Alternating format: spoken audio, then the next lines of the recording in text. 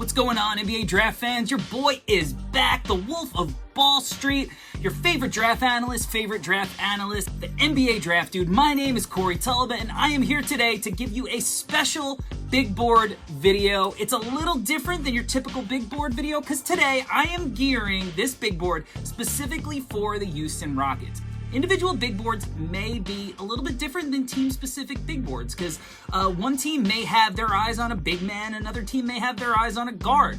You may be thinking that your big board is just, the best players available, but when there's not a big gap between players, sometimes team fit takes into account. So that's what this board is going to do. Today I'm going to tackle the Houston Rockets because they have the best odds at getting the #1 pick. They had the worst record in the regular season, and that means that they cannot slip any lower than the 5th pick. So for the first pick that they have, I'm going to go through 7 prospects that they might want to draft if the lottery gods may not be on their side on draft night. If the lotto gods are on their side on draft night, they would go with my first pick, and so on and so forth, all the way down through pick 5, and then the 2 extra players that I give just to give them a different look at pick 5.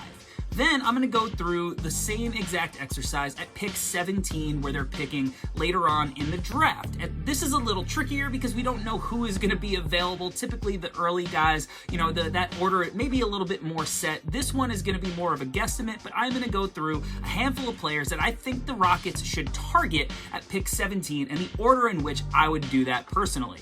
So with that sound, it means the Houston Rockets are going to be on the clock. So let's go through my top 7 prospects, starting at 7 all the way down to 1 that I think that they should target with their first pick.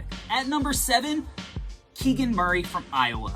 Now he's a little older and he's typically viewed as a top 5 guy at this point in the draft cycle, but given the age of some of the Rockets players and some of the positional overlap, I think that this is a guy that they should heavily consider with the 5th pick, but maybe he's a little bit lower on my board specifically for the Houston Rockets. He would be higher on my board for some other teams, but this team specifically, I think that they should target some of these other guys that I'll have ahead of him. But Keegan Murray is an excellent prospect. 6'9", long, versatile, can do it all. The dude is going to produce. He has one of the highest floors in the entire draft, and honestly, if the Rockets slipped to the 5th pick and they took him there, I could not blame them because he produced. Forget about the age, the dude was a baller this year. I went and saw him live, he was locked in, maybe the locked in out of any prospect that I've ever seen up close and personal. I was right behind the bench against Rutgers. He really impressed me. He shot it really well this year. He gets downhill in transition. He's more athletic, you want to give him credit for. He's quiet, but as my No Ceilings teammate says, he's death by 1,000 cuts because you look up at the scoreboard and it's completely filled up. So at number 7, I think the Rockets should target Keegan Murray.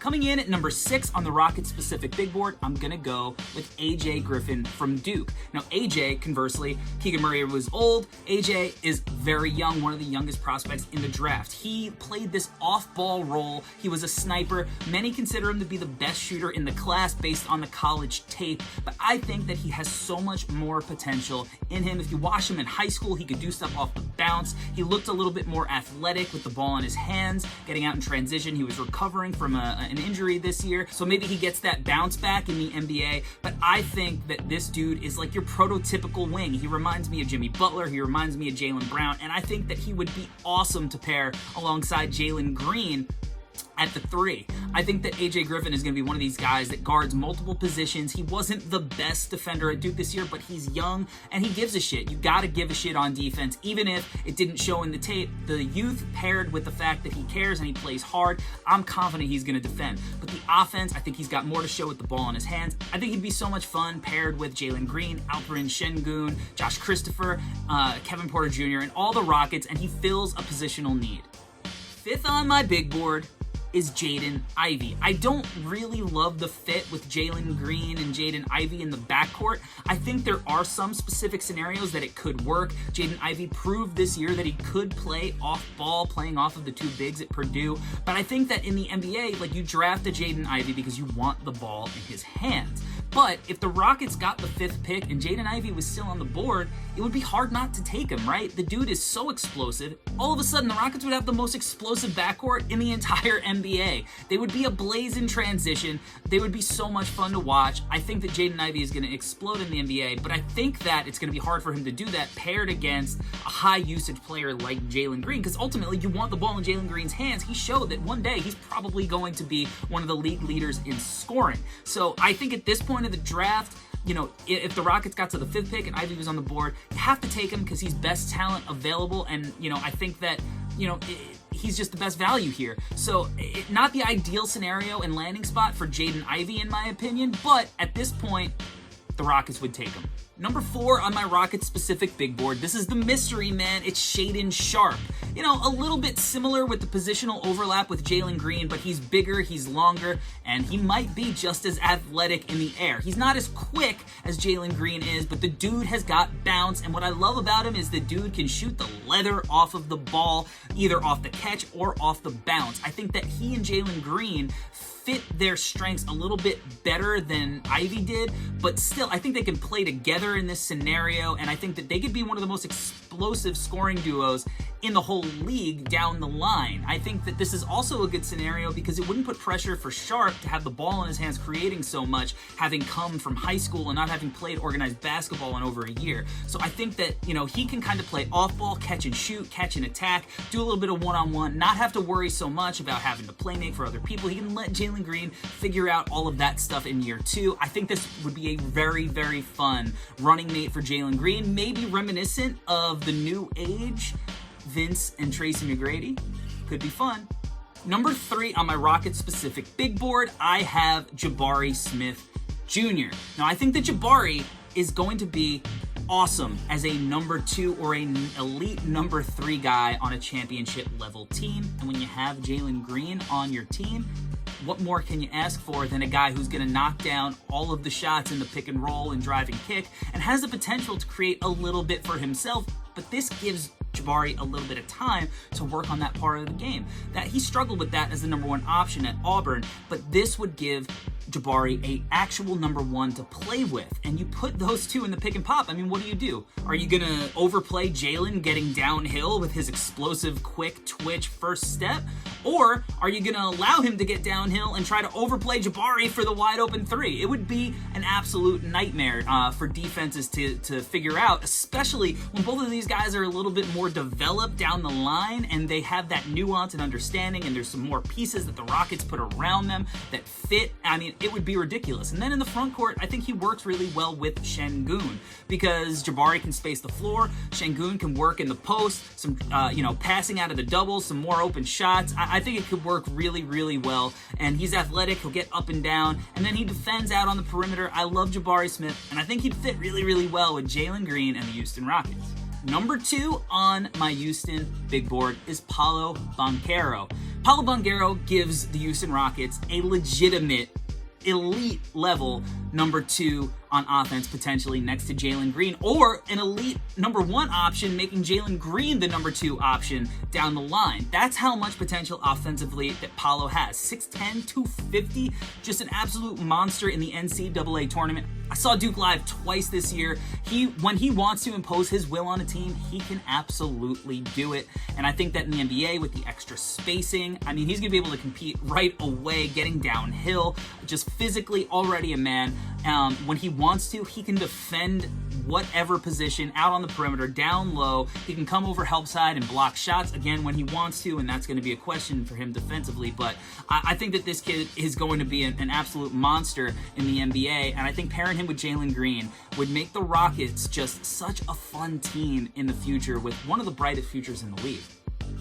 And that means at number 1 for the Houston Rockets, I would take Chet Holmgren, okay? I want to pair a potentially elite offensive player in Jalen Green with a potentially elite defensive player in Chet Holmgren.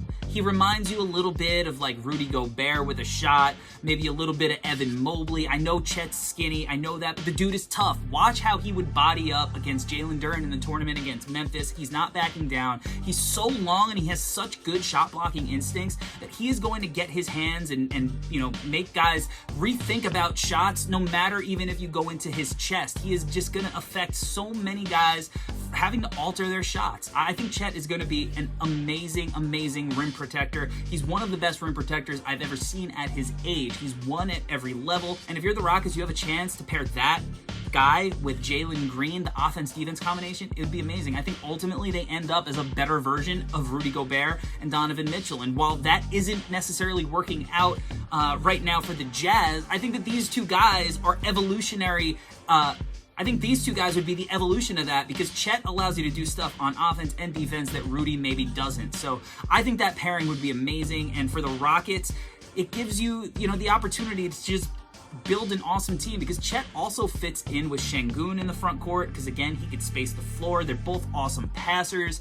And then, he doesn't need the ball so much, so it helps, if you want to keep Kevin Porter Jr. down the line, Josh Christopher, he's just this amazing connector who's a number one option on defense. So Chet Holmgren for the Rockets would be a home run, and that pairing would give Houston one of the best young duos in the entire league. All right, it's time to break down the Rockets' second pick in the draft. This is the post-lottery pick. So, again, this one's a little more up in the air. We don't know who's going to be available here, like we may have in the first part of the draft. So my big board is going to be based on who I think may be available at this pick, with how I think they're going to potentially fit in with some of the guys that the Rockets already have. So, at number 7 on my big board for the Rockets' second pick, I have Ty Washington. Ty Washington is a guy, his stock has really dropped over the last, month or two, because he played hurt, and that really affected how he played. Obviously, Kentucky went out to St. Peter's in one of the biggest upsets ever, but Ty is going to be fine. The dude has an elite mid-range pull-up. He is an awesome shooter. And when he had the chance to run the team, his first game, he had 17 assists. Now, what I love about this pairing in Houston with Ty is that I think that he fits so well next to Jalen Green, because he doesn't always need the ball in his hands as a creator. He can do that, and it gives Jalen Green a break from having to be that primary initiator some, but he doesn't always need to. He can spot up. He can run second side pick and roll. I think Ty would be an excellent fit in the backcourt with Jalen Green. I think Houston would be a great spot for Ty to land. Next on my Rockets specific big board is I'm going to go with Mark Williams. For a lot of the same reasons that I would want to pair Chet with Jalen Green, well, I would want to pair Mark Williams with Jalen Green and whoever else they might draft with that first pick if it's not Chet. Mark Williams gives you an elite defensive presence, 7'7" wingspan, blocks everything around the rim, elite roll man, alley-oops for days, reminds you of like Clint Capella, and I think that he would really bolster this Rockets front court. So I think that what I love about his game is that it's so simple. You know what he's going to do in the NBA, and he's going to do it effectively, and I think that he would be an awesome pairing with the Rockets young core, plus whoever they picked if it's not Chet Holmgren.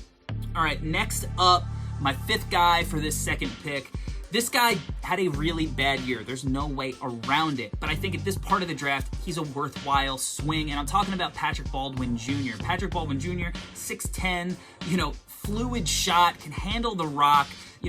Again, he had a bad year, but look at Zaire Williams this year. He had an atrocious year last year too. The Grizzlies took him at 10, and he just was a much better fit in the NBA because he didn't have to create. He was able to play a Mikal Bridges role.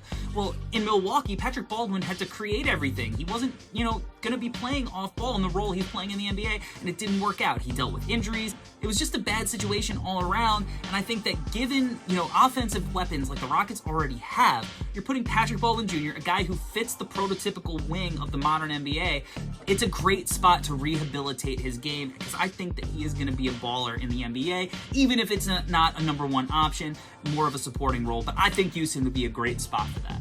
All right, next up on the list is Jeremy Suan from Baylor. I love Suan, man. This kid, 6'9", cool hair, awesome tattoos, modern versatility from the wing position. What would Masai Ujiri do here? He would take Jeremy Suan, that OG Anunoby type build and game. Now, there's some questions about how he spaces the floor. His jumper is very inconsistent, but the defensive versatility is off the charts. He's going to be able to guard all of, the big wings that the NBA has to offer one day. I love his fit here and the value if he was still here for the Houston Rockets. All right, at number 3 on the Rockets specific board for their second pick, I'm going to take Ochai Agbaji. Now, Agbaji, he's coming off a national championship that he led Kansas to, and I love this dude's potential as an elite role player. I think that these guys are undervalued around the league in draft talk. When you look at guys like Jalen Brunson, Mikal Bridges, Davion Mitchell, DeAndre Hunter, like these dudes who lead teams to their championships that fit the archetype of modern NBA wings and guards, like they end up contributing in a big way, even if it's not a number 1 option. But again, you have Jalen Green. That's your plan to be your number 1 option. So Ochai Agbaji on the wing, catch and shoot, getting out in transition, catching alley-oops, defending all the guys out on the wing that the NBA has to offer. I love the fit here, and it gives them a veteran presence. Obviously he's going to take his lumps as a rookie and growing, but eventually this is the type of dude who knows how to play winning basketball. He won so many games in college, and winning is a skill in my opinion. So Ochai would be awesome paired with Jalen Green, Josh Christopher, Kevin Porter Jr., and the rest of the Houston Rockets. All right, next up on the list, this guy is probably the inverse of Ochai because he's so young and inexperienced and raw and is going to take time, and it's Umar Jang from the New Zealand Breakers. This kid had a awful start to the year, and then he started getting playing time second half of the year, turned it on, and started showing why NBA teams are going to lose their mind for this kid. So I think that if he's still on the board for the Rockets' second pick, it's well worth the swing. This kid is 6'10", he's long, he can handle the ball like a guard, he can shoot it like a guard, and he could pass it like a guard. Seriously, this kid has some of the best passing feel out of anybody in this entire draft. Now, it's not a very good passing draft overall, but still, what I'm saying is this dude can pass that rock. I love his raw skills. He's going to be able to defend multiple positions. It's going to take time, but the Rockets aren't in a rush to get back into contention. They're young. They just started their rebuild. And getting this kind of guy at this part of the draft, I love the swing. So I think that if Umar Jang was on the board, no-brainer. And the number 1 guy I think that the Rockets should target if he's still on the board, and I don't think he's going to be, is Torri Edwards out of LSU. This dude is the epitome of modern NBA wing. He's got handle. He proved that he could shoot it a little bit. He gets downhill. Monster athlete. Steal and block monster. The dude defensively is going to be able to guard almost every position. His arms never end. He's strong. I love how he plays. I think he can pass it a little bit, and he gets out in transit. He just fits the Rockets, and I think that he would complement Jalen Green so well. He could play in the front court with Şengün and Christian Wood. He could play, alongside Jalen Green. He can handle. I love this dude's game, the versatility that he brings, and if he's still on the board, I think that he is the perfect guy for the Rockets to target. All right, guys, so I just gave you 14 players in the 2022 NBA draft that the Houston Rockets should target. I'm going to try to bang out as many teams as I can before the draft for team-specific big boards. So let me know who you like, who you didn't like down in the comments below. Please make sure that you like and subscribe to the video somewhere down below, somewhere from there. Be civil in the comments. As always, I appreciate you tuning in. And until next time, we out. Peace.